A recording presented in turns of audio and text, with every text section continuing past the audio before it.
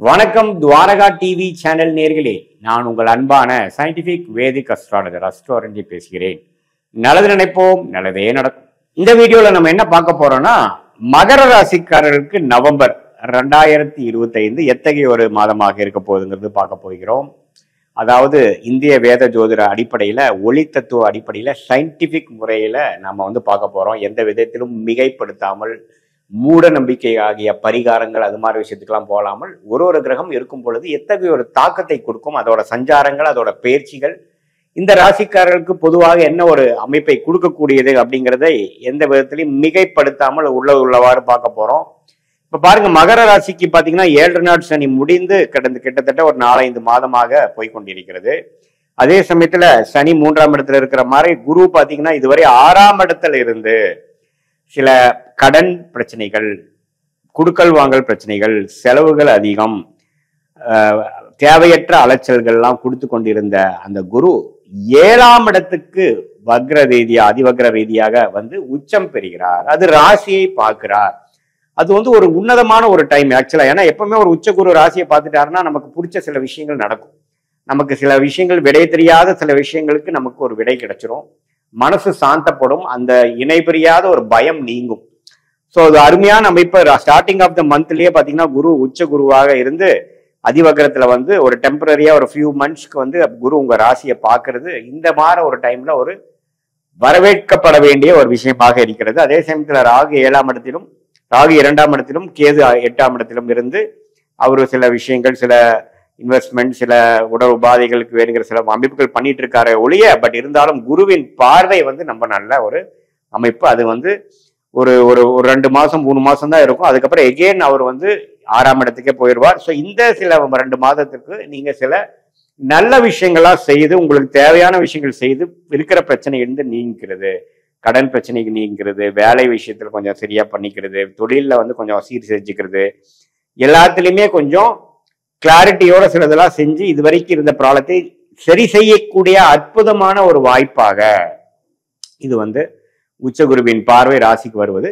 என்னதான் அதிவக்ரமா வந்தாலும் அவர் கொஞ்சம் வேலையை நமக்கு சாதகமாக செய்யதான் பண்ணுவார். அதை நீங்க உபயோகப்படுத்தி கொள்ள வேண்டும். அடுத்தபடியா பாத்தீங்கன்னா, அந்த மாத கிரகம் என்று சொல்லப்படுகிற ராஜயோகாதிபதி சுக்கிரன் பாருங்க, 9ஆம் இடத்துல நீச்சமா இருந்தாலும் அவரு கொஞ்சம் அடுத்த 2 வாரத்திலேயே, நவம்பர் 2nd வீக்லயே பாத்தீங்கன்னா 9ஆம் இடத்துல இருந்து 10ஆம் இடத்துக்கு வருவது அருமை. சோ எப்பவுமே 10ஆம் வீட்டதிபதி 10க்கு வரும்பொழுது, சுக்கிரனோட வீட்டுக்கு வரும்பொழுது தொழில் மேன்மையெல்லாம் வரப்போகுது. அதே சமயத்துல 11ஆம் வீட்டதிபதியாக செவ்வாய் 11லே இருந்து குருவின் பார்வை பெறுகிறார். அதே மாதிரி இன்னொரு ராஜயோகாதிபதியாகிய புதன் 9ஆம் வீட்டதிபதி 11ஆம் இடத்துக்கு குருவின் பார்வை பெறுகிறார். அற்புதமான ஒரு அமைப்பு. சோ மகர ராசிக்காரர்கள் இதுவரை கடந்த 6 மாசமாக பட்ட கடன் பிரச்சனைகள், குடுக்கல் வாங்கல் பிரச்சனைகள், வேலையில நிம்மதி இல்லாத விஷயங்கள் எல்லாமே ஓரளவுக்கு நவம்பர் மாதம் சரி செய்து கொண்டு, இருக்கிற பிரச்சனையிலிருந்து சரி செய்து கொண்டு வரவேண்டிய லாபத்தை பெற்று கொஞ்சம் அடுத்த லெவல் ஆஃப் லைஃப் ப்ராஸ்பரிட்டியை நோக்கி நீங்க போகலாம். மாணவர்களுக்கு நல்ல ஒரு தேர்ச்சி பெறக்கூடிய அமைப்புகள், அவங்களுக்கு முதல்ல இருந்ததோட கான்ஃபிடன்ஸ் லெவல் நல்லா இருக்கிறது, படிக்கிறது, கொஞ்சம் அவங்களுக்கு என்ன பண்ணணுங்கிறத கிளாரிட்டி, கான்சென்ட்ரேஷன் கிடைக்கக்கூடிய அமைப்புகள், காம்படிட்டிவ் எக்ஸாம்ஸ் எழுதுறவங்களுக்குலாம் நல்ல ஒரு அமைப்பு. எல்லா வயதினருக்குமே ஒரு பாசிட்டிவான அமைப்பு. உச்சகுருவின் பார்வை 7ஆம் இடத்துக்கு ராசியை பார்ப்பதனாலையும், அதே சமயத்துல புதன், செவ்வாய், சூரியன், சுக்கிரன் போன்ற கிரகத்தை உச்சகுரு பார்ப்பதனாலையும் எல்லாமே இந்த மாதிரி மீடியா துறை, பாலிடிக்ஸ்ல இருக்கிறவங்க, சோலார் விஷயத்துல இருக்கிறவங்க, ரியல் எஸ்டேட் துறையில இருக்கிறவங்க, மெடிக்கல் துறையில இருக்கிறவங்க, ஸ்போர்ட்ஸ் ரிலேட்டடா இருக்கிறவங்க எல்லாத்துக்குமே ஒரு நல்ல பலனை குடிக்கக்கூடிய ஒரு அற்புதமான ஒரு மாதமாக மகர ராசிக்கு இருக்கு. இதை நீங்க எல்லாரும் யூஸ் பண்ணிக்கணும். பொதுவா பாத்தீங்கன்னா இது பொதுவான ஒரு ஜாதக கருத்தை ஒழிய, உங்களுடைய பிறந்த தேதி, பிறந்த நேரம், பிறந்த உரை வைத்து நம்ம ஒரு ஜென்ம ஜாதகத்தை போட்டோம்னா, நீங்க என்ன நட்சத்திரத்துல பிறந்திருக்கீங்க, மகர ராசியில நீங்க அவிட்ட நட்சத்திரத்துல பிறந்திருக்கீங்களா, திருவோண நட்சத்திரத்துல பிறந்திருக்கீங்களா, உத்திராட நட்சத்திரத்துல பிறந்திருக்கீங்களான்னு பார்த்து அதுக்கு தகுந்த மாதிரி என்ன தசாபுக்திகள் போய் கொண்டிருக்கிறது, அந்த தசநாதன் ஸ்தானபலம் திக்பலத்தோடு இருக்கிறார், குருவால் பார்க்கப்படுகிறார், அவங்க ஜாதகத்துல எந்த அமைப்புல இருக்கிறாருங்கெல்லாம் பார்த்து அந்த தசா புக்தி சூக்ஷமா அந்த லெவலுக்கு போய் நம்ம அடுத்து வரக்கூடிய 3 மாதங்கள் எப்படி இருக்க போகிறது, அடுத்து வரக்கூடிய 6 மாதம், 1 வருடம் எப்படி இருக்க போகுதுங்கிற துல்லியமான பலன்களை எடுத்து, இப்ப நம்ம பேசின அந்த கோச்சார நவம்பர் மாச இந்த பலன்கள் இருக்கு இல்லைங்களா, ஆண்டு கிரகம் மாத கிரகம் இது எல்லாத்தையும் ஒருங்கிணைத்து நம்ம பார்க்கும் பொழுது அடுத்து வரக்கூடிய காலகட்டங்கள் எப்படி இருக்குதுங்கிறது துல்லியமாக கணிச்சு அதுக்கு தகுந்த ஒரு ஒரு ஒரு முயற்சியையும் அதுக்கு தகுந்த மாதிரி திட்டங்களை தீட்டி நீங்கள் செயல்பட்டீங்கன்னா எந்த நேரத்துல எது செய்யணும், எந்த நேரத்துல அடக்கி வாசிக்கணும், எந்த நேரத்துல வேகமா போகணும், எந்த நேரத்துல வேலை மாறுறது நல்லது, எந்த நேரத்துல இருக்கிற வேலையை தக்க வச்சுக்கிறது நல்லது, எந்த நேரத்துல வெளிநாடு போகலாம், எந்த மாற டைம்ல நம்ம வெளி மாநிலம் போகலாம், வெளிநாடு போகக்கூடிய யோகம் இருக்கா, படிப்பு விஷயத்துல எது நமக்கு பிராப்தமா இருக்கா, ஹையர் ஸ்டடீஸ் என்ன எடுக்கலாம், இது மாதிரி பல விஷயங்கள், கட்டடம் வீடு எப்போ வாங்கலாம், எது மாதிரி டைம்ல இன்வெஸ்ட் பண்றது நல்லது, எந்த மாதிரி ஒரு அமைப்புகள் இப்போ நம்மளை தேடி வருது, இது நல்லதுக்கா கெட்டதுக்கா, இது எல்லாமே நம்ம வந்து